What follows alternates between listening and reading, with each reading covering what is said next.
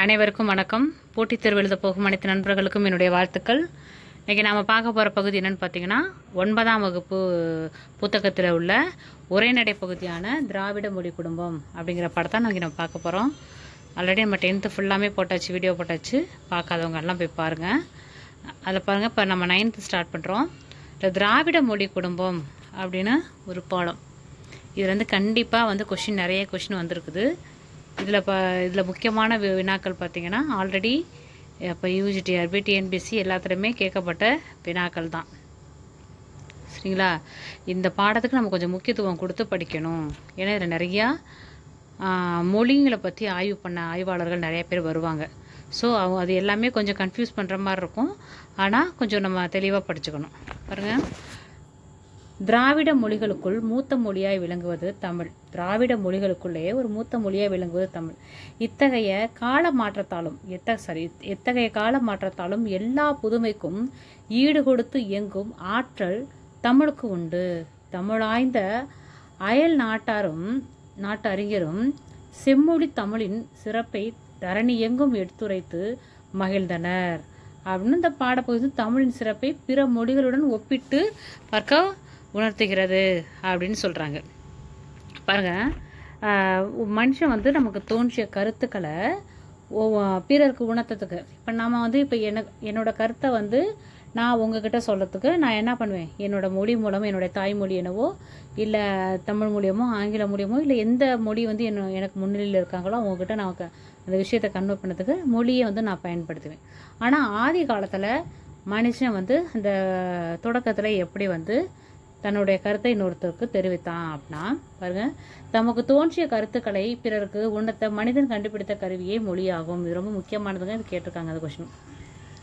முதலில் நம் எண்ணங்களை மெய்ப்பாடுகள், சரிங்களா, மெய்ப்பாடுகள், சைகைகள், ஒலிகள், ஓவியங்கள் முதலியவற்றின் மூலமாக பிறருக்கு தெரிவிக்க முயன்றான். ஃபர்ஸ்ட் என்ன சொல்றாங்க, மெய்ப்பாடுகள், அதாவது நம்ம உடல் உறுப்புகளை வச்சு அது மூலமா அசைவுகளை கொடுத்து கருத்துக்களை வெளிப்படுத்தணும். அடுத்து சைகை, அடுத்து ஒலிகள், சத்தங்களை எழுப்புறது, அடுத்து என்ன பண்ணுறான், ஓவியங்கள் வரைகிறது. நிறைய இடத்துல பார்த்தீங்கன்னா இந்த நம்ம சங்க இலக்கியத்தெல்லாம் பார்த்தீங்கன்னா நிறையா இந்த ஏறுதழுவதெல்லாம் பாருங்கள் ஓவியங்களாக வரைஞ்சி வச்சுட்டு போயிருக்கிறாங்க. நம்ம நிறையா இதில் பார்க்குறோம், படிக்கிறோம். சேம் அதே தான். இவற்றின் மூலம் பருப்பொருள்களை மட்டுமே ஓரளவு உணர்த்த முடிந்தது, நுண்பொருளை உணர்த்த இயலவில்லை. அதனால் ஒலிகளை உண்டாக்கி பயன்படுத்த தொடங்கினான். சைகையோடு சேர்த்து பொருள் உணர்த்திய ஒலி காலப்போக்கில் தனியொரு பொருள் உணர்த்தும் வலிமை பெற்று மொழியாக வளர்ந்தது அப்படின்னு சொல்றாங்க. சரிங்களா? ஓகே. இதில் ரொம்ப முக்கியமானது என்னன்னா, மனிதன் கண்டுபிடித்த முதல் கருவி என்ன, அவனோட கருத்தை தெரிவிக்க அவன் கண்டுபிடித்த முதல் கருவி என்னங்கிறது ஒரு கொஸ்டின் வரும். அடுத்து நெக்ஸ்ட் பாருங்க, இங்கே இதெல்லாம் வேண்டாம், மொழி குடும்பங்கள் இருக்கு பார்த்தீங்களா, அதை பார்க்கலாம். மொழிகளின் காட்சி சாலை. இந்தியாவில் பேசப்படும் மொழிகள் பார்த்தீங்க அப்படின்னா எண்ணிக்கை, இந்தியாவில் பேசுகிற மொழிகளோட எண்ணிக்கை 1300க்கும் மேற்பட்டது அப்படிங்கிறாங்க. 1300க்கும் மேற்பட்டது அப்படிங்கிறாங்க. எக்ஸாக்டாக கூட சொல்ல, அதுக்கு 1300க்கும் மேற்பட்டதுங்கிறாங்க. இப்போ என்ன எண்ணிக்கையில் இருக்குன்னு அர்த்தம். இந்த மொழி குடும்பத்தை 4 வகையாக பிரிக்கிறாங்க. இதில் ரொம்ப முக்கியமானது, மொழி குடும்பம்னா 4 வகை, திராவிட மொழி குடும்பம்னா 3 வகை. சரிங்களா? மொழி குடும்பம்னா 4 என்னன்னா, இந்தோ ஆசிய மொழிகள், திராவிட மொழிகள், ஆஸ்ட்ரோ ஆசிய மொழிகள், சீன திபெத்திய மொழிகள் அப்படின்னு 4 மொழி குடும்பமாக பிரிக்கிறாங்க. அடுத்து மொழிகளின் காட்சி சாலையாக பாருங்க, இந்தியா பல மொழிகள் பேசுவதால், இங்கே பல மொழிகள் பேசுவதால் இந்திய நாடு மொழிகளின் காட்சி சாலை என்று அழைக்கப்படுகிறது என்று சொன்னவர் யாருன்னா சா அகத்தியலிங்கம். யார் பாருங்க, சா அகத்தியலிங்கம் குறிப்பிடுகிறார். இவர் ஒரு மொழியியல் அறிஞர் தான். ரொம்ப முக்கியமானது. இந்த கொஸ்டின் அடிக்கடி வரும் பாருங்க, நிறைய கொஸ்டின்ல இது வரும். அதனால் இது ரொம்ப இம்பார்ட்டன்ட் கொடுப்பீங்க. யார் சொல்கிறது, சா அகத்தியலிங்கம். இவர் இந்த திராவிட மொழிகள் பற்றி அதிகமாக எழுதியிருக்கிறாரு. அடுத்து பார்த்தீங்கன்னா, உலகின் குறிப்பிடத்தக்க பழமையான நாகரிகங்களுள் இந்திய நாகரிகமும் ஒன்று. இதே 2 கொஸ்டினை கேட்கலாம். அடுத்து படிக்கிற பாருங்க, மொஹஞ்சதாரோ ஹரப்பா அகழாய்வுக்கு பின்னர் இது உறுதிப்படுத்தப்பட்டுள்ளது அப்படின்னு சொல்கிறாங்க. என்னென்னா, ரொம்ப பழமையான நாகரிகம் எதுனா ஹரப்பா நாகரிகங்கிறது நமக்கு தெரியும். அதில் என்ன சொல்கிறாங்கன்னா, உலகில் குறிப்பிடத்தக்க பழமையான நாகரிகங்களில் இதுவும் ஒன்றுன்னு ஒரே ஒரு நாகரிகத்தை குறிப்பிட்டு சொல்கிறாங்க. அது எதுனா இந்திய நாகரிகமும் ஒன்று. இது ரொம்ப முக்கியமானது. ஒரு சின்ன சின்ன மைனூட்டான விஷயத்தில் தான் நம்ம வந்து கொஷினை வந்து நம்ம தவற விடுறோம். அதனால் இதெல்லாம் வந்து நம்ம ரொம்பவே இதாக பார்த்துக்கணும். இப்படி ஒரு இந்த கேள்வி கேட்டாங்கன்னா இதுக்கு இந்திய நாகரிகம் தான் ஆன்சர். உலகில் குறிப்பிட்ட பழமையான நாகரிகங்களுள் இந்த நாகரிகமும் ஒன்றுன்னு கேட்டாங்கன்னா இந்திய நாகரிகம் ஒன்றுன்னு எழுதணும். பழமையான நாகரிகம் எது அப்படின்னா ஹரப்பா நாகரிகங்கிறது நமக்கு தெரியும். இது எதில் தெரிஞ்சுக்கிறாங்க? ஹரப்பா மொஹஞ்சதாரோட அகழாய்வு பண்ணாங்கல்ல, அதில் வந்து தெரிஞ்சுக்கிறாங்க. அதில் உள்ள பொருள்கள் எல்லாமே என்ன, அது நம்ம இந்திய நாகரிகத்தோட ஒத்து போகிறதா இருக்குது. ஸோ அதை வச்சு தான் இவங்க அப்படி சொல்கிறாங்க. இதை திராவிட நாகரிகம் என்று அறிஞர்கள் கருதுகின்றனர். பாருங்கள், இது என்ன சொல்கிறாங்களா, அந்த மொஹஞ்சதாரோ ஹரப்பா நாகரிகத்தை திராவிட நாகரிகம் அப்படின்னு அறிஞர்கள் சொல்கிறாங்க. திராவிடர் பேசிய மொழியே திராவிட மொழி எனப்பட்டது. திராவிடர்கள் பேசின மொழி தான் திராவிட மொழி அப்படின்னு சொல்கிறாங்க. திராவிடம் என்னும் சொல்லை முதலில் குறிப்பிட்டவர் யாருன்னா குமரிலப்பட்டர். பாருங்கள், திராவிடம் இது ரொம்ப முக்கியமானது. ரப்பரை நினச்சிக்காதீங்க, இதை அண்டர்லைன் பண்ணுறது அதுக்கிட்ட போகுது. திராவிடம் என்ற சொல்லை முதலில் குறிப்பிட்டவர் யாருன்னா குமரிலப்பட்டர். இப்போ ரீசெண்டாக நடந்த UGTRB எக்ஸாமில் கேட்ட கொஷின் இந்த கொஷின். அந்த எக்ஸாம் எழுதினவங்க அந்த வீடியோ பார்த்தீங்கன்னா உங்களுக்கு தெரியும். திராவிடம் என்னும் சொல்லை முதலில் தனது நூலில் குறிப்பிட்டவர் யாருன்னா குமரிலப்பட்டர். அடுத்து பாருங்க, தமிழ் என்னும் சொல்லில் இருந்துதான் திராவிடா என்னும் சொல் பிறந்தது என்று மொழி ஆய்வாளர்கள் கருதுகின்றனர். இந்த ஹீராஸ் பாதிரியார் என்ன சொல்றாருன்னா, ஹீராஸ் பாதிரியார் இந்த மாற்றத்தை தமிழா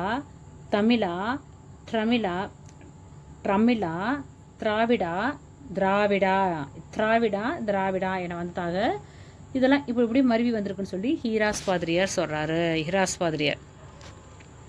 அடுத்து இங்க பாருங்க, இந்த கதையெல்லாம் வேண்டாம்.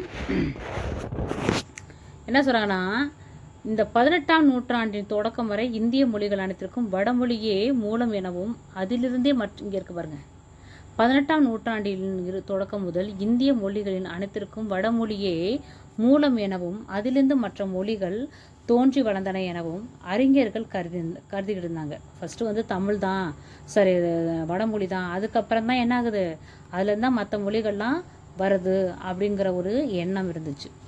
அதை என்ன சொல்கிறாருன்னா அறிஞர் வில்லியம் ஜோன்ஸ், இது ரொம்ப முக்கியமானது இந்த பேர்.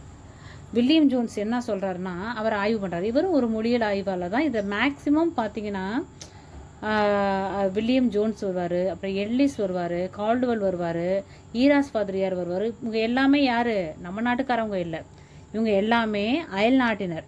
தமிழ் மொழி மீது பற்று கொண்டு ஆர்வம் கொண்டு அதை கற்றுக்கிட்டு அதை மொழியியல் ஆய்வு பண்ண ஒரு மொழியியல் அறிஞர்கள். அடுத்து இந்த அறிஞர் வில்லியம் ஜோன்ஸ் வந்து என்ன சொல்றாருன்னா, வடமொழியை ஆராய்ந்து மற்ற ஐரோப்பிய மொழிகளோடு தொடர்புடையது அப்படின்னு சொன்னார். இவர் தான் ஃபர்ஸ்ட் என்ன சொல்றாரு அப்படின்னா, வடமொழியை ஆய்வு பண்றாரு. அந்த வடமொழியை ஆய்வு பண்ணும்போதும் அந்த மொழிக்கு தமிழுக்கும் வடமொழிக்கும் சம்மந்தமே கிடையாது. ஏன்னா பொதுவாகவே நம்ம அவங்களோட எழுத்துக்கள் இப்போ நாமளே ஒப்பிட்டு பார்க்கலாமே, வடமொழி எழுத்தையும் தமிழ் எழுத்தையும் வச்சு ஒப்பிட்டு பார்க்கும்போதும் அப்படின்னா சாதாரண இப்போ இந்த ஜா ஷா இதுக்கு நமக்கும் சம்மந்தமே கிடையாது. அந்த எழுத்து மாதிரி நம்ம இதில் எதுவுமே கிடையாது. அப்படி கண்டுபிடிச்சு அவர் என்ன சொல்றாரு, இந்த மொழிகள் எல்லாமே எந்த மொழியோட ஒத்து போதும், ஐரோப்பிய மொழியோட ஒத்து போகுது. ஸோ ஐரோப்பிய மொழியோட சாயல் தான் வடமொழியில இருக்குங்கிறத ஃபர்ஸ்ட் சொன்னவர் யாருன்னா அறிஞர் வில்லியம் ஜோன்ஸ். ரொம்ப முக்கியமானது. முதலில் சொன்னவர் யாருன்னா, ஐரோப்பிய மொழியோட ஒப்பிட்டு சொன்னவர் யாருன்னா இவர் தான். அடுத்து 1816 பாருங்க, 1816ஆம் ஆண்டில் பேராசிரியர்கள் பாப்ரஸ்க் கிரீம் முதலானோர் மொழி சார்ந்த பல ஆய்வுகளை மேற்கொண்டார். இவங்க எல்லாமே ரொம்ப முக்கியமானவங்க. இவங்களே என்ன பண்ணுறாங்க, நிறைய மொழிகளை பற்றி நிறைய ஆய்வு பண்ணிருக்காரு. முதலில் பிரான்சிஸ் எலிஸ், இப்போ நடந்த UG கொஷின் இது அண்டர்லைன் பண்ணிக்கோங்க. என்னடா இவங்க எப்போ பார்த்தாலும் UG கொஷினே சொல்கிறாங்க அப்படின்ட்டுலாம் நீங்கள் நினைக்காதீங்க. நிறைய கொஷினை வந்து நான் டெய்லியும் பார்த்துக்கிட்டே வரேன். பழைய கொஷின்ஸ்லாம் என்கிட்ட புக்லெட் மாதிரி இருக்குது. ஸோ நான் எல்லாத்தையும் பார்த்துக்கிட்டே வருவேன், எந்தெந்த கொஷின் நம்ம புக்கிலேருந்து கேட்குறாங்க அப்படின்னு. ஸோ அதை நம்ம சொன்னோம் அப்படின்னா பார்க்குற ஸ்டூடெண்ட்டுக்கு அது ரொம்ப ஹெல்ப்ஃபுல்லாக இருக்கும். நம்ம சொன்னோம் அப்படின்னா ஸோ இதை சொல்லியிருக்காங்க அப்படின்னு இம்பார்ட்டன்ட் கொடுத்து நீங்கள் படிப்பீங்கிறதுக்காக தான் நான் மெனக்கட்டு எல்லா கொஷினையும் அப்படியே டெய்லி பார்த்துட்டே வருவேன். இன்றைக்கி இப்போ நான் லாஸ்ட்டாக நடந்த 10th பப்ளிக் எக்ஸாம் கொஷின் கூட எல்லாமே பார்த்துட்டேன். அதில் எந்தெந்த கொஷின் வந்திருக்குது, நம்ம அதில் முல்லைப்பாட்டிலாம் நிறையா கொஷின் எடுத்தாங்க. ஸோ அதெல்லாம் நான் பார்த்துருவேன். நானும் நம்ம இதை நோக்கி தான் நம்ம ஓடிக்கிட்டு இருக்கிறோம். ஸோ நம்ம அதை பார்க்காம இருந்தால் நமக்கு என்ன நடக்குது எது நடக்குங்கிறது தெரியாமல் போயிடும். எல்லாருமே நம்ம அந்த டச்லேயே இருக்கணும். இந்த படிப்புனா நம்ம போஸ்டிங் வாங்குற வரைக்கும் அதை சார்ந்தே நம்ம இருக்கணும். நம்மளோட பேச்சு மூச்சு ஆவி அனைத்துமே எதில் இருக்கணும், நமக்கான ஒரு போஸ்டிங் அப்படிங்கிறதுல தான் இருக்கணும். அடுத்து பாருங்கள், நெக்ஸ்ட் வந்து என்ன சொல்கிறேன்னா, இந்த கொஷின் யூஜி கொஷின். இவர் தான் ஃபஸ்ட்டு என்ன சொல்கிறேன்னா, தமிழ், தெலுங்கு, கன்னடம், மலையாளம் போன்ற மொழிகளை என்ன சொல்கிறாரு, போன்ற மொழிகளை ஒப்புமைப்படுத்தி இது எல்லாமே ஒரு தனியான மொழி குடும்பத்தை சார்ந்தது அப்படிங்கிற கருத்தை முதலாக முன் வச்சவர் யார், பிரான்சிஸ் எல்லிஸ். சம்டைம்ஸ் அவரை எல்லிஸ் துரைன்னு கூட சொல்லுவாங்க. நம்ம இலக்கிய வரலாறு புக்கெல்லாம் பார்த்தீங்கன்னா இவர் வந்து எல்லிஸ் துரைன்னு போட்டிருப்பாங்க, எல்லிஸ்ன்னு மட்டும் போட்டிருப்பாங்க சில இலக்கிய வரலாறு புக்கில். அப்புறம் பிரான்சிஸ் எல்லிஸ் அப்படின்னு போட்டிருப்பாங்க. ஸோ எந்த பேர் போட்டாலும் இவர் தான், இங்கே கன்ஃபியூஸ் பண்ணிக்க வேணாம்.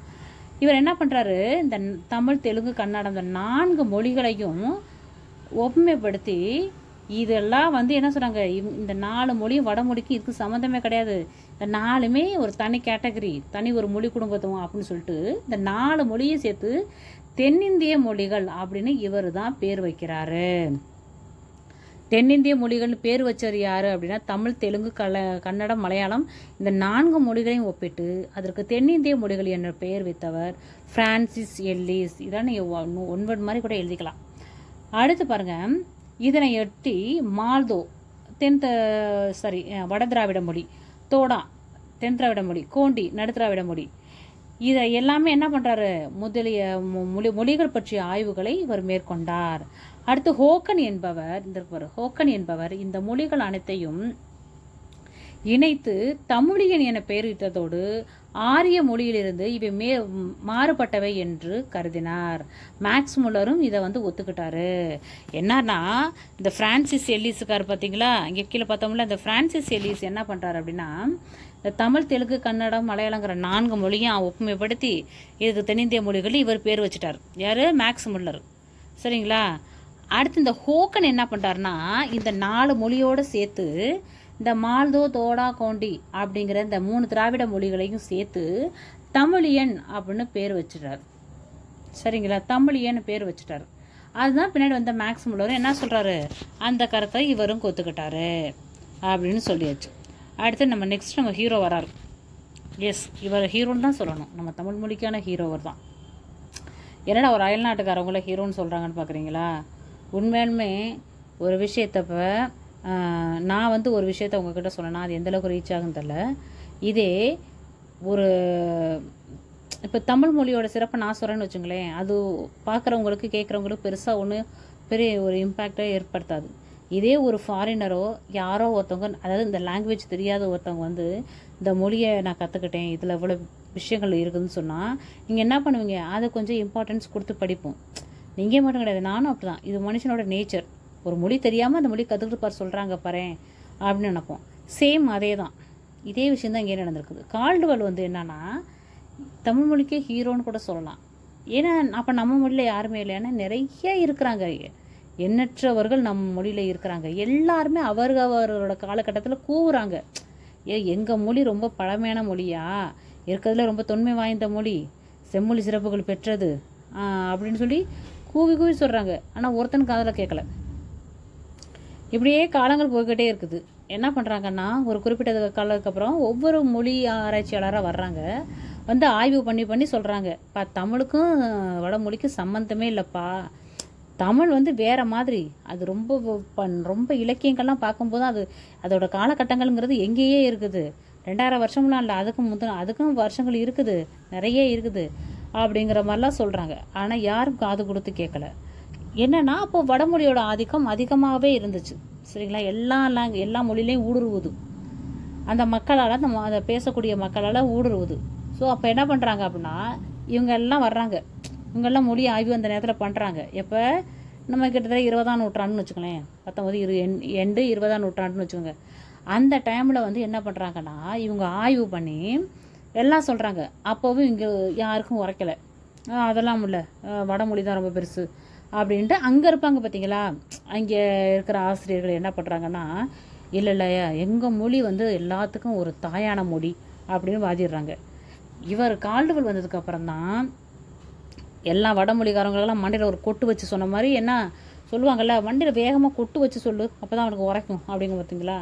அந்த மாதிரி கொட்டு வைக்காமல் இவர் எல்லாத்துக்கும் உரைக்கிற மாதிரி சொல்லிட்டு போனவர் தான் கால்டுவெல். ஸோ அதனால தான் நம்ம தமிழ் மொழிக்கு வந்து ஒரு கடவுள்னு சொன்னேன். தப்பே கிடையாது, தப்பு கிடையாதுங்க. தொல்காப்பியர் கடவுள் தான், நமக்கு நம்ம பார்த்த கடவுள் இல்லை, நம்ம கேள்விப்பட்ட கடவுள். அகத்தியர் ஒரு கடவுள் தான், பவனந்தி முனிவர் ஒரு கடவுள் தான், சரிங்களா. சங்க இலக்கியத்தை எதின சங்ககால புலவர்கள் ஒரு கடவுள் தான், திருவள்ளுவர் கடவுள் தான், ஔவையார் கடவுள் தான். எல்லாருமே நம்ம அப்படி தான் பார்க்கணும். ஏன்னா ஒரு மொழியை அன்னையிலேருந்து இன்ன வரைக்கும் தூக்கி நம்ம எப்படி சிறப்பாக நிற்க வைக்கிறாங்க அந்த நூல்கள் எல்லாமே. ஸோ அவங்க எல்லாமே நமக்கு நம்ம அவங்க அந்த கடவுளுக்குள்ள தான் நம்ம டெய்லியும் படிச்சுக்கிட்டு இருக்கிறோம், சரிங்களா. ஆனால் இவங்களுக்கு நம்ம மொழிக்கு என்ன சம்மந்தம் இருக்குது? ஒரு அயல்நாட்டிலேருந்து வந்து ஒரு மொழியை ஆய்வு பண்ணி அதுவும் அந்த மொழியோட தொன்மை எவ்வளவு அப்படிங்கிறது, பழமை எவ்வளவுங்கிறத மற்ற மொழியாளர்களுக்கு எடுத்து சொல்கிறாங்க. ஒரு மாபெரும் பணி இல்லையா அது? நம்ம ஆளுகள் தான் சொல்கிறாங்க. அந்த காலகட்டத்தில் நிறைய ஆய்வு பண்ணுறாங்க, எல்லாரும் தான் சொல்கிறாங்க, யாருக்குமே கேட்கலையே. ஆனால் கால்டுவெல் வந்து சொன்னதுக்கப்புறம் தான் எல்லாத்துக்குமே அந்த விஷயங்கள் புரியுது. அப்போ வந்து ஒத்துக்கிட்டு தான் ஆகணும். ஏன்னா இவர் எல்லாத்துக்கும் சாட்சியோட சொல்கிறார், எல்லாம் ஆய்வு பண்ணி சொல்கிறார். ஆய்வு பண்ணி சொல்கிறாரு. இதில் யாருன்னு பார்த்தீங்கன்னா 1856 திராவிட மொழிகளோட ஒப்பிலக்கணம் அப்படிங்கிற நூலில் கால்டுவெல் என்ன பண்ணுறாரு, திராவிட மொழிக்கும் ஆரிய மொழி குடும்பத்திலிருந்து வேறுபட்டவை. பாருங்க, திராவிட மொழிகள் ஆரிய மொழி குடும்பத்திலிருந்து வேறுபட்டவை எனவும் இம்மொழிகள் சமஸ்கிருத மொழிக்குள்ளும் செல்வாக்கு செலுத்தியுள்ளன. எந்த மொழி? சமஸ்கிருத மொழிக்குள்ளே நம்ம மொழி போயிடுச்சு, அங்கே செல்வாக்கு செலுத்திக்கிட்டு இருக்குதான். இதனை மேலும் உறுதிப்படுத்த பல்வேறு இலக்கண கூறுகளை சுட்டிக்காட்டி திராவிட மொழிக்குள் இருக்கும் ஒற்றுமைகளை எடுத்துரைக்கிறார். கால்டுவெல்லுக்கு பிறகு வந்து கால்டுவெல் வந்து சொல்லிட்டாரு, சொல்லி ஆல்மோஸ்ட் எல்லாம் ஒத்துக்கிட்டாங்க, ஓகேப்பா அவரே சொல்லிட்டாருப்பா அப்படின்ட்டு. இதில் கால்டுவெல் அந்த ஒப்பிலக்கணங்கிறது முக்கியம் 1856. அது ரொம்ப அந்த வருஷமும் கேட்பாங்க, என்ன நூலுன்னு கேட்பாங்க. இவரோட ஃபுல் நேம் வந்து ராபர்ட் கால்டுவெல். எனக்கு இருக்கிற மொழியில் அறிஞர்களே ரொம்ப பிடிச்சவர் இவர். ஸோ நான் இவரை ஹீரோ தான் சொல்வேன். நெக்ஸ்ட் பாருங்க, இந்த கால்டுவெலுக்கு பின்னாடி Sten Konow, KV Subbaiah, LV Ramaswamy, Burrow, Emeneau, Kamil Zvelebil, Andronov, தேப்போ மீனாட்சிரா முதலிய அறிஞர்கள் வந்து திராவிட மொழியியல் ஆய்வுக்கு பங்களிப்பு செய்தவர்களை குறிப்பிடத்தக்கவர்கள் அப்படின்னு சொல்றாங்க. இந்த பரோ யமனோலாம் வெளிநாட்டுக்காரங்க தான். இந்த இவரெல்லாம் பரோலாம் யமனோலாம் பார்த்தீங்கன்னா மீட்டுருவாக்கத்தையே கொண்டாந்துருக்காரு, ரொம்ப முக்கியமானது. இதில் மீட்டுருவாக்கம்லாம் கொடுக்கல, இருந்தாலும் சொல்கிறேன், இதெல்லாம் வந்து தமிழை முதன்மை பாடமாக எடுத்தவங்க வந்து படிப்பாங்க இதெல்லாம். அடுத்து நெக்ஸ்ட் பாருங்கள், திராவிட மொழி குடும்பம். இப்போ நம்ம என்ன சொன்னோம், ஃபஸ்ட்டு ஸ்டார்டிங்கில் இந்தியாவில் பேசக்கூடிய மொழிகள் 1300க்கும் மேற்பட்டது, ப்ளஸ் 4 மொழி குடும்பங்கள் இருக்குது இந்தியாவில் அப்படின்னு சொன்னோம். ஆனால் இப்போ திராவிட மொழி குடும்பம் அப்படிங்கும்போதும் 3 தான், தென் திராவிடம், நடு திராவிடம், வட திராவிடம் அப்படிங்கிற 3 திராவிட மொழிகள் தான் இருக்குது அப்படின்னு சொல்கிறாங்க. இது பின்னாடியுமே அட்டவணையில் கொடுத்துருப்பாங்க. ஸோ இங்கே பார்க்கணுங்கிற அவசியம் கூட இல்லை. சரிங்களா, நம்ம அட்டவணைக்கே போயிடலாம். பாருங்கள், இது ரொம்ப முக்கியங்க. இதுலேருந்து கொஷின் கண்டிப்பாக கேட்பாங்க, கேட்க மாட்டாங்களாம் சொல்லாதீங்க. இப்போ என்னென்னா ஃபஸ்ட்டு வந்து இந்த தென் திராவிடத்தையும் நம்ம வட திராவிடத்தையும் படிச்சுக்கோங்க. ஏன்னா இதில் தான் கொஞ்சமாக இருக்குது, இதில் இல்லாததான் நடு திராவிட மொழின்னு நீங்கள் இது பண்ணிக்கோங்க, உறுதிப்படுத்திக்கோங்க. தென் திராவிட மொழி எது? தமிழ், மலையாளம், கன்னடம். இப்போ தெலுங்கு எங்கேயா போச்சு? நடு திராவிடத்துக்கு வந்துருச்சு. இது மட்டும் அடிக்கடி கேட்குறாங்க. ஏன்னா நம்ம எப்போவுமே என்ன படிப்போம், தமிழ், மலையாளம், கன்னடம், தெலுங்கு அப்படின்னு தான் படிப்போம். ஆனால் தென் திராவிடத்தில் என்ன ஆச்சு? தெலுங்கு வரல, அது நடு திராவிடத்துக்கு வந்திருக்குது. இப்போ தெலுங்கு என்பது எந்த திராவிட மொழி குடும்பத்தை சார்ந்தது அப்படின்னு அந்த கேள்வி கேட்குறாங்க. இது ரொம்ப இம்பார்ட்டன்ட். ஸோ இது நடு திராவிடம். இப்போ தென் திராவிட மொழிகளை ஒன்று ஒன்றா பார்க்கலாமா? இப்போ பாருங்கள், தமிழ், மலையாளம், கன்னடம், குடகு, அது கொடகு. நம்ம கர்நாடகாவோட கொடகு மாநிலத்தில் கூர்க் மாவட்டத்தில் அங்கே பேசக்கூடிய மொழி தான் வந்து என்னது? கொடகு மொழி. துளு மொழி எங்கே அப்படின்னா பெங்களூர், ஐ திங்க் வந்து ஹைதராபாத், பெங்களூரா அங்கெல்லாம் பேசுவாங்க. ஹைதராபாத்தில் பேசுவாங்கன்னு எனக்கு தெரியும். அங்கே வந்து துளு மொழி பேசுகிறாங்க. அடுத்து கோத்தா தோடாமொழி. தோடாமொழி இந்த கொஸ்டின் இப்போ கேட்டிருந்தாங்க. இந்த பாருங்க இங்கே தோடாமொழி இங்கே வச்சுக்கலாமா. அதிக ஒளியன்களை கொண்ட தென் திராவிட மொழி எதுன்னு கேட்டிருந்தாங்க. இப்போ நடந்த யூஜி கொஸ்டினில் இந்த ஒரு பாடத்துல 3 கொஸ்டின் எடுத்திருக்காங்க பாருங்க. யூஜிடிஆர்பியில் நடந்த எக்ஸாமில் இந்த கொஸ்டின் வந்துச்சு. அதிக ஒலிகளை கொண்ட தென் திராவிட மொழி எது அப்படின்னா தோடாமொழி. தோடாமொழி எங்கே பேசுகிறாங்க அப்படின்னா நீலகிரியில் இந்த பழங்குடியின மக்கள் இருப்பாங்க பார்த்தீங்களா, பழங்குடியினர். அந்த தோடாமொழி பழங்குடியினர் இருக்காங்கல்ல, அந்த பழங்குடி மக்கள் பேசக்கூடிய மொழி தான் இந்த தோடாமொழி. சரிங்களா, இது ரொம்ப முக்கியமானது. பழங்குடியினர் பேசக்கூடிய மொழி தான் தோடாமொழி. அடுத்து வந்து கொரகா இருளா அப்படின்னு சொல்கிறாங்க. அடுத்து வட திராவிடம் பாருங்க, குருக் மால்தோ பிராக்குயி அப்படின்னு சொல்லுவாங்க. சரிங்களா, அதிகமாக இந்த கல்வெட்டுகள் இந்த பிராக்குயி எழுத்துக்கள் இருக்கும். அடுத்து இதில் வராது தான் நடுதிராவிட மொழின்னு நீங்கள் நினச்சிக்கோங்க. அடுத்து இங்கே ஒன்று சொல்கிறாங்க பாருங்கள். சாரி ஒரு நிமிஷம், இந்த பாக்ஸ் கண்டென்ட் கொஷின்ஸ்லாம் வந்து இங்கே பாக்ஸ்லாம் விட்டுட்டேன்னா இல்லை, அப்படியே பாக்ஸ் கொஷின் படிச்சுட்டு வந்துடலாம். ஏன்னா பாக்ஸில் வந்து நிறைய இம்பார்ட்டன்ட் கொஷின் இருக்குது, அதனால தான். இங்கே மேலே பாருங்கள், இது படிச்சிட்டோமா. அடுத்து மேலுள்ள பட்டியலில் உள்ள 24 மொழிகள் தவிர அண்மையில் வந்து ஃபஸ்ட்டு இந்த இது ஃபுல்லாக கூட்டி பாருங்கள். இது ஃபுல்லாக கூட்டி பார்த்தீங்கன்னா மொத்தம் 24 லாங்குவேஜஸ் வரும், 24 மொழிகள் வரும் திராவிடத்தில். இப்போ வந்து இது பழைய திராவிட மொழிகள் மொத்தம் எத்தனைன்னா 24 ப்ளஸ் இப்போ 4 மொழியை ஆட் பண்ணியிருக்காங்க. எது எருகலா, தங்கா, குறும்பா, சோழிகா அப்படின்னு ப்ளஸ் 4 ஆட் பண்ணி 28 திராவிட மொழிகள் வந்து சொல்லியிருக்கிறாங்க. இது ரொம்ப முக்கியமானதுங்க, இது அடிக்கடி கேட்குறாங்க. அடுத்து திராவிட மொழிகளோட பொது பண்புகள். சொற்களின் இன்றியமையா பகுதி வேர்ச்சொல். ஆமாம், கண்டிப்பாக அடிச்சொல் எனப்படும். நமக்கு டிஎன்பிசி சிலபஸில் இருக்குதே வேர்ச்சொல் எடுத்து எழுதுக அப்படின்ட்டு. ஸோ சொற்களோட இன்றியமையா பகுதி வேர்ச்சொல், அடிச்சொல் எனப்படும். திராவிட மொழி அந்த எப்போவுமே வேர்ச்சொல் அடிச்சொல்லாம் எப்படி இருக்கும், கட்டளை சொல்லாக தான் வரும். சரிங்களா, அது எல்லாத்துக்குமே தெரியும். திராவிட மொழிகளின் சொற்களை ஆராய்ந்து அவை பொதுவான அடிச்சொற்கள் கொண்டிருப்பதை காண முடிகிறது அப்படிங்கிறாங்க. இது ரொம்ப முக்கியமானது. கால்டுவெல் சொல்றார். என்ன சொல்றன்னா, தமிழ் வடமொழியின் மகள் அன்று. தமிழ் வந்து வடமொழியோட மகள்லாம் கிடையாது. அது தனி குடும்பத்திற்கு உரிய மொழி. சமஸ்கிருத கலப்பின்றி அது தனித்து இயங்கும் ஆற்றல் பெற்ற மொழி. தமிழுக்கும் இந்தியாவின் பிற மொழிக்கும் தொடர்பு இருக்கலாமே தவிர எந்த காலத்துலையும் வடமொழியோட தமிழ் தொடர்பே கிடையாதுங்க அப்படின்னு சொன்னவர் யார்? இந்த great man Robert Caldwell. Sometimes Robert Caldwell கேட்பாங்க. நம்ம யாரும் அவரை படிக்கவே இல்லைன்னா நினச்சிடாதீங்க. அந்த கால்டுவெல் தான் ராபர்ட் கால்டுவெல். இது ரொம்ப முக்கியமான கொஷினு, இது கேட்குறாங்க. அடுத்து பாருங்கள், இந்த அடிச்சொல் திராவிட மொழிகள்.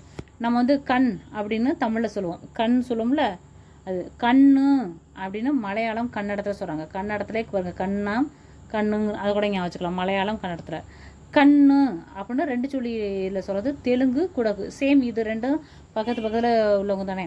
அடுத்து ஹன் அப்படின்னு சொல்கிறது குரூக். ஹன் அப்படின்னா குரூக், ரொம்ப குறுகிருச்சு.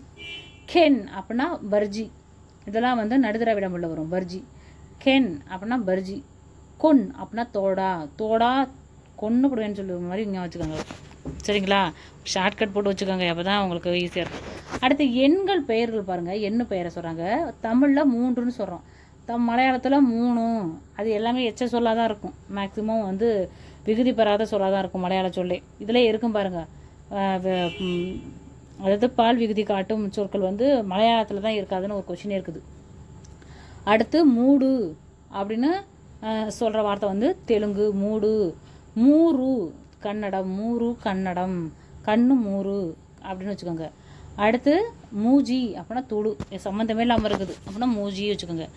அடுத்து இது பாருங்க, குறில் நெடியில் இந்த இதில் இப்போ கேட்டிருந்தாங்க, அந்த யூஜியில் கேட்டிருந்த கொஷின் தான் அது. இந்த வழி குறில் நெடிலோட வேறுபாடு கேட்டிருந்தாங்க. அடினா குறில், ஆடினா நெடில் அப்படின்னுங்கிற மாதிரி கேட்டிருந்தாங்க குறில் நெடிலுக்கு. அடுத்து வந்து இது ரொம்ப முக்கியமானதுங்க. இது என்ன சொல்கிறாங்கன்னா, பால் பாகுபாடு. திராவிட மொழிகளில் பொருள்களின் தன்மையை ஒட்டி பால் பாடுகள் அமைந்துள்ளன. ஆனால் வடமொழியில் இவ்வாறு அமையவில்லை. உயிரற்ற பொருளுக்கும் கண்ணுக்கு புலப்படாத பொருள்களுக்கும் கூட ஆண் பெண் என்று பாகுபடுத்தப்படுகின்றன அப்படிங்கிறாங்க. இப்போ என்ன இதில் சொல்கிறாங்கன்னா, முக்கியமானது கைவிரல் பெண்பால் என்றும் கால்விரல் ஆண்பால் என்றும் வேறுபடுத்தப்படுகின்றது. எது? வடமொழியை அப்படி வேறுபடுத்துறாங்க. இதே போல இன்னொரு மொழியிலையும் இருக்குது இத்தகைய தன்மைங்கிறாங்க. அது என்ன மொழினா ஜெர்மன் மொழியிலையும் இத்தகைய தன்மையை காண முடிகிறது அப்படின்னு சொல்றாங்க. இப்போ என்னன்னா ஆல்ரெடி பிரான்சிஸ் அவர் பேருனா பிரான்சிஸ் ஜோன்ஸா அவர் பேர் ஃபர்ஸ்ட் ஒருத்த பார்த்தோமே, பிரான்சிஸ் ஜோன்ஸில் வில்லியம் ஜோன்ஸ். அந்த வில்லியம் ஜோன்ஸ் என்ன சொல்கிறாரு இங்கே சொன்னார் பார்த்தீங்களா? இது ரப் பண்ணிட்டு காட்டுறேன். அவர் என்ன சொல்கிறார் வில்லியம் ஜோன்ஸு, இது வந்து தமிழ் மொழிக்கும் வடமொழிக்கும் சம்மந்தம் கிடையாது, அது ஏதோ ஒரு ஐரோப்பிய மொழியோடு தொடர்பு இருக்குதுன்னு ஆல்ரெடி யார் சொல்லிட்டா? வில்லியம் ஜோன்ஸ் சொல்லிட்டாரு. அதே கூட்டர் தான் இங்கே சொல்கிறாங்க. என்ன சொல்கிறாங்க அப்படின்னா ஜெர்மன் மொழியில் தான், ஏன்னா ஜெர்மன் மொழிலாம் ஐரோப்பிய மொழி கூட தானே வரும், வெளிநாட்டு மொழியில் வருதுல்ல. அவர் என்ன சொல்கிறாங்கன்னா கைவிரல் வந்து ஆண்பால் போலவும் கால்விரல் வந்து பெண்பால் போலவும் வடமொழியில் இருக்கிற மாதிரியே இது ஜெர்மன் மொழியிலையும் இருக்குது அப்படின்னு சொல்கிறாங்க. சரிங்களா? அடுத்து வந்து இதில் வந்து முக்கியமானது இவ்வளோ தான். அப்புறம் வந்து இந்த பால் பகுப்பு, இந்த இது ஒன்று பாருங்கள். இங்கே வந்து இந்த ஆங்கிலத்தில் வந்து நம்ம இது சொல்கிறாங்க, வினைச்சொற்கள் எப்படி வருது அப்படிங்கிற மாதிரி சொல்கிறாங்க. இது ரொம்ப பெருசாக வேண்டாம், இருந்தாலும் உங்களுக்கு வேணா ஒரு தடவை படிச்சுக்கிறேன். ஆங்கிலம் போன்ற மொழிகளில் வினைச்சொல் காலத்தை மட்டுமே காட்டுமே தவிர திணைப்பால் எண் இடம் என்ன காலங்கிறதான் இப்போ காட்டும். ப்ரெசண்ட்டாக பாஸ்டாக ஃப்யூச்சராக அப்படிங்கிறதான் காட்டுமே தவிர அது ஆனா பெண்ணா ஒருமையா பன்மையா அப்படிங்கிறதெல்லாம் காட்டாது. திராவிட மொழிகளில் வினைச்சொற்கள் இவற்றை தெளிவாக காட்டுகின்றன. வந்தான் என்பது என்னது? ஒரு ஆண்பால் வந்திருக்கிறான் அப்படின்னு படர்க்கே காட்டுது. வந்தான் அப்படின்னு ஒரு இறந்த காலத்தை காட்டுது. அவர் வரங்க இந்த இயல்புக்கு மாறாக மலையாள மொழியில் மட்டுமே அமைந்துள்ளது. அம்மொழியில் திணை பால் எண் இடம் ஆகியவற்றை பால் காட்டும் விகுதிகள் இல்லை. ஒரு கேள்விங்க அதாவது பால் காட்டும் விகுதிகள் இல்லாத திராவிட மொழி எது அப்படின்னா மலையாள மொழி தான். இப்போ ஒன்று பாருங்க, மலையாள என்ன அச்சன் வந்து அப்படின்னு சொன்னால் அச்சன் என்பவன் ஒரு ஆண்பால். அச்சன்னா தகப்பனாரா சொல்கிறாங்களா, தந்தைய அப்பாவை. ஏன்னா அச்சன் வந்துன்னா எங்கள் அப்பா வந்திருக்கிறாரு இல்லை போயிருக்கிறாருன்னு ஏதாவது சொல்லணும். ஏன்னா அச்சன் வந்து அப்படின்னா உன் அச்சனுங்கிறது ஆண்மகன், ஒரு ஆண்பாலை குறிக்கக்கூடியது. வந்துங்கிற எச்சத்தை கொண்டு முடிகிறது அப்படின்னா வினை எச்சத்தை கொண்டு முடிக்குது அப்படின்னா ஸோ அது நம்ம எப்படி இருக்கும், நம்ம தமிழ் எந்த பாலில் ஆண்பாலா பெண்பாலா எந்த பாலில் தொடங்குதோ அந்த பாலுக்கு விகுதி கொண்டு முடிகிறது தான் நம்ம தமிழ் மொழி. ஆனால் மலையாளத்தில் அந்த சிறப்பு கிடையாது. அப்போ வந்து பால் காட்டும் விகுதிகள் எந்த திராவிட மொழியில் இல்லைன்னா மலையாள மொழிகள் இல்லை. ரொம்ப முக்கியமானது. அதே போல் இந்த பாக்ஸ் பாருங்கள், இது ரொம்ப முக்கியமானது. ஒன்றும் கிடையாது, இந்த திராவிட மொழிகளில் கொடுத்துருக்காங்க தமிழ் கன்னடம் தெலுங்கு மலையாளத்தில் ஃபஸ்ட்டு வந்த ரொம்ப பழமையான இலக்கண இலக்கியங்கள் என்னென்ன அப்படின்னு சொல்கிறாங்க. தமிழ் மொழியில் சங்க இலக்கியம் நமக்கு இதெல்லாம் தெரிஞ்சது. பொது ஆண்டு 5லேருந்து 2 நம்ம எப்படி ஆண்டுகளை கணக்கு பண்ணுவோம் அப்போ, அதாவது சிறுசுலேருந்து பெரிய நம்பர்லேருந்து இறங்கு வரிசையில் தான் நம்ம பண்ணுவோம். எப்போ பொது ஆண்டு இந்த கிறிஸ்து பிறப்புக்கு முன்பு பின்பின் பிரிக்கிறாங்கல்ல, அப்போ பின்பலம் எப்படி வரும், சரி முன்பலம் எப்படி பண்ணுவோம், பெரிய நம்பர்லேருந்து தான் சின்ன நம்பர் போவோம், அதாவது இறங்கு வரிசையில் போவோம். கிறிஸ்து பிறப்புக்கு பின் வந்து ஏர் வரிசை தான் நம்ம போவோம். சரிங்களா? அப்படி தானே இப்போ 2023 வரைக்கும் வந்திருக்குது. இப்போ இப்படி தான் கால்குலேட் பண்ணுவாங்க. அப்போ பாருங்கள் 5லேருந்து 2ஆம் நூற்றாண்டு சங்க இலக்கியம். இலக்கணம் வந்து பார்த்திங்கன்னா 3ஆம் நூற்றாண்டு அளவில் இருக்கும். தொல்காப்பியம் முதல் இலக்கியம் தொல்காப்பியம் எது சொல்லுது, தமிழ் இலக்கிய வரலாறு மூவா புக்கு வந்து சான்றாக எடுத்துக்கிறாங்க. ஏன்னா இது வந்து மூவா எழுதின தமிழ் இலக்கிய வரலாறு வந்து சாகித்ய அகாடமி விருது வாங்கின புக்கு. ஸோ மோஸ்ட்லி இந்த சாகித்ய அகாடமி வாங்கின புக்கில் இருந்து எந்த கேள்வி வந்தாலும் அதை வந்து ரெஃபரன்ஸ்க்கு எடுத்துக்குவாங்க.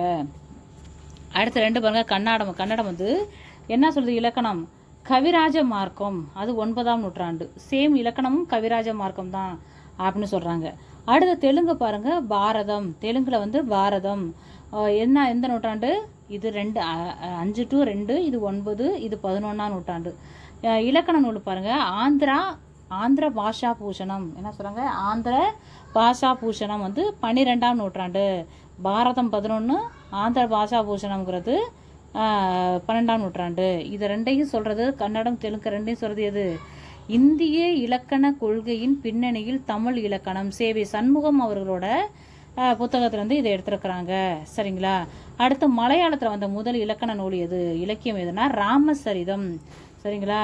ராமசரிதம் கோபாலகிருஷ்ண சம்திங் ஏதோ சாரி அண்ணாமலை செட்டியாரோ என்னமோ ஒருத்தர் வருவார், இதோட ஆசிரியர். அண்ணாமலை செட்டியாரில் அண்ணாமலையாரோ ஏதோ சம்திங் பேரில் வருவார். அவர் தான் இந்த ராமசரிதம் அப்படிங்கிற நூலை எழுதினவர். அடுத்து லீலா திலகம், இலக்கண நூல் என்னது? லீலா திலகம். இதெல்லாம் 12ஆம் நூற்றாண்டு, லீலா திலகம் 15ஆம் நூற்றாண்டு. மலையாள இலக்கிய வரலாறு, இதுவும் சாகித்ய அகாடமி விருது வாங்கின புத்தகம் தான். இது ரொம்ப முக்கியமானது. அப்புறம் இந்த இதில் கூட கேட்டாலும் கேட்பாங்க, இது வரைக்கும் இதெல்லாம் கேட்டிருக்கிறாங்க, மானுலாம் கேட்டிருக்காங்க தெலுங்கில். ஸோ இதை நம்ம கொஞ்சம் பார்த்துக்கணும்.